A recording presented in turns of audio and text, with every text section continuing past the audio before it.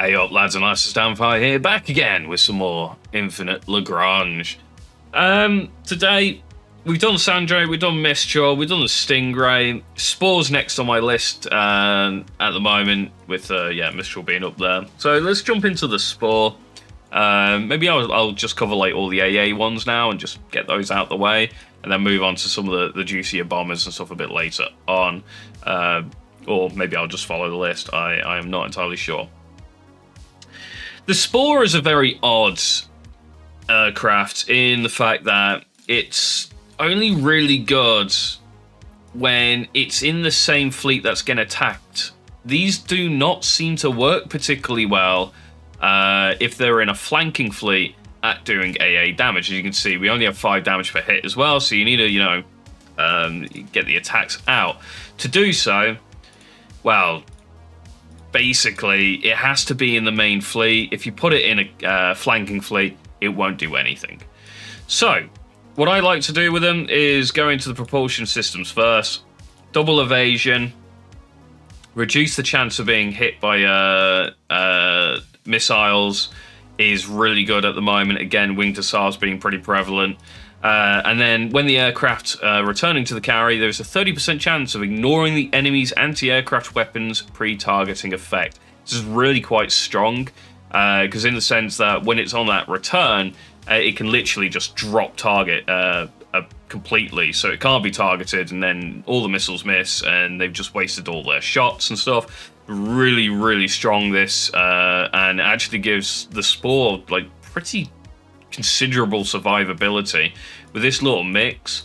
And this is just on the prop systems. Reciprocal aircrafts doesn't matter too much here because you've got, the ability to drop targets, or 30% chance of dropping target. So target selection time is going to be your last slot on the 5 slots the Spore has on its prop system, which is quite insane, really. It does only have 3 on the armor system, unlike, say, Sandrake's, which has 4. Going into here afterwards, picking up the reduced chance of being hit by missiles and torps. Again, further just increase that ability to withstand things like wing to SARs and stuff, trying to take them out. So overall, it's just like a really nice package now of like pretty good, dodge rates, sort of evasion, anti-missile evasion, and an interesting, almost, it's not even a strategy, but the ability to just drop target as it's on its way back to the carrier. Lose targeting on the way back from the carrier is just really, really nice. And now you've got this really quite survivable boat. The air defense, obviously not very big on this thing. And again, you have to make sure that it's in a position where it's in the main fleet. It can't be in your flank fleet. Go into its weapon system. And first off for me is pick up the hit rate here against the fighters' corvettes. You've got a low damage opportunity with this weapon system, with a pretty decent fire rate, 4 seconds, and you're attacking 3 times 4 attacks per round.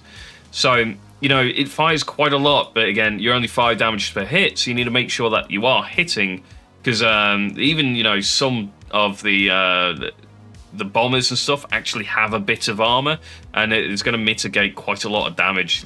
Doesn't take much to mitigate a lot of damage when your damage is only 5. So you do want to pick up that hit rate straight off the bat.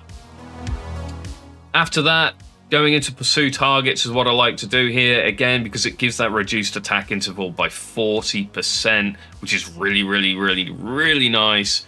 And then picking up more attack interval as well with the barrel heatsink enhancement. Again, attack interval is the best upgrade you can get in the game. If you find anything with it on, always pick it up pretty much. It does more than cooldown, it does more than damage increases.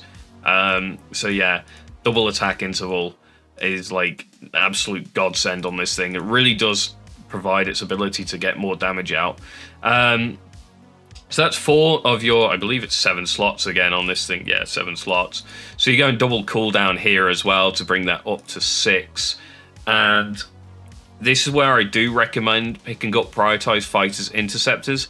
This thing can actually deal a lot of damage to low armored fighters and interceptors, and rather than have it attacking fighters, corvettes, which could include bombers and the facts of likes of T-800s or anything that is reasonably tanky, getting this thing onto things like Mistrals and stuff really helps you just wipe them out really quickly.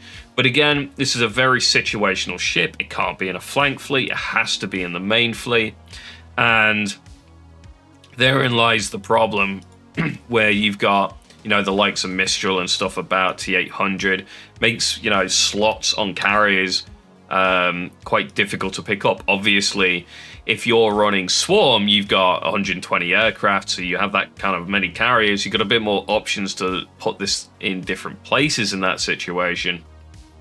Whereas in Hybrid Fleet, where you might only be hitting 60 to 80 aircraft, you have to be a little bit more choosy about what you're putting in. And unfortunately, because of the Spores, lack of versatility and the fact that it has to be in the main fleet, attacking the main fleet, it can't be in the flank, otherwise it won't do any AA. Really does let it down quite a bit, to be honest. Armor system, just finish it off with double HP here.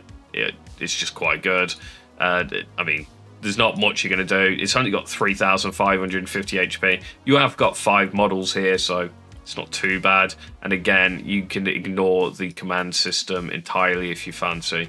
It doesn't really matter. Although I have to say, I kind of like the Spore and its fat version because it looks a bit better. It's not my favorite looking ship. It looks like it should be a UAV, and it maybe should have been a UAV at some point, and they just decided to turn it into a fighter because it doesn't look like there is actually a cockpit on this thing anywhere, or unless this thing's meant to be like a little tiny bridge or something, which doesn't really make sense if it's meant to be a fighter, because fighters are usually single-seater or two-seater. So yeah, bit of an odd one. Its capabilities of AA mean it is generally worth running in that main fleet. However, it will determine the versatility of that main fleet to a touch. Obviously, it doesn't matter massively. It's only 10 Spores out of maybe 80 or something, but just bear in mind that if you are flanking, this won't do any AA. Make sure you're the first into combat if you are using this. Tank that, initial hit for your allies. Hopefully they can get the flanks and stuff then, but if you've got Spore, you will do some serious AA. This thing isn't as strong as Mistral, but it's right up there at the current moment, and it deals some serious damage. I've actually even seen reports where it's just 10 series versus 10 series. One's got 10 not 10, 5 series. One's got 10 Mistral, one's got 10 Spore, and the Spores are winning that fight. But yeah, when there's a bit more, the Spores kind of die off a little bit more. But again, you've seen the propulsion systems and stuff on this thing. It's got a lot of evasion and stuff, and it does sit quite nicely, being able to sort of tank a little bit. When I test in large fleet only, so I test within meta fleet, I test against hybrid, I test against swarm, I test against super heavy, so I only ever test within full fleet design as opposed to here's 10 versus 10, because that doesn't really give you a proper understanding of how it works within a fleet. Yeah, something might win in 1v1, but it doesn't matter if it's supported. For example, IO Type B, it won't win 1v1 versus, say, a Callisto or something like that, but as soon as you've got tacticals in there and stuff like Tactical Series and that kind of thing, or Predator Tactical, it does. So, yeah. Spore, definitely check it out. It is one of my favorite ships to bring into my aircraft fleet, my main fleet. Other than that, there are better options. Again, this is exactly the same for pretty much all fighters. Your list of possible options to put this on. Tundra is at the top. Goes increased hit rate, increased evasion. Going down the list, the series and Predators are all kind of in that sort of B tier. But yeah, Tundra is just at the top because of its passive buffs. So that is the Spore A404. Great little light fighter. Again, slightly not as good as it could have been if it was able to be in a flanking fleet as well. I think it'd be it'd be even better then. But again, one of the better AAs in the game in terms of, you know, fighters. So, thank you guys for watching. Don't forget to like, comment, and subscribe. And I'll catch you next time.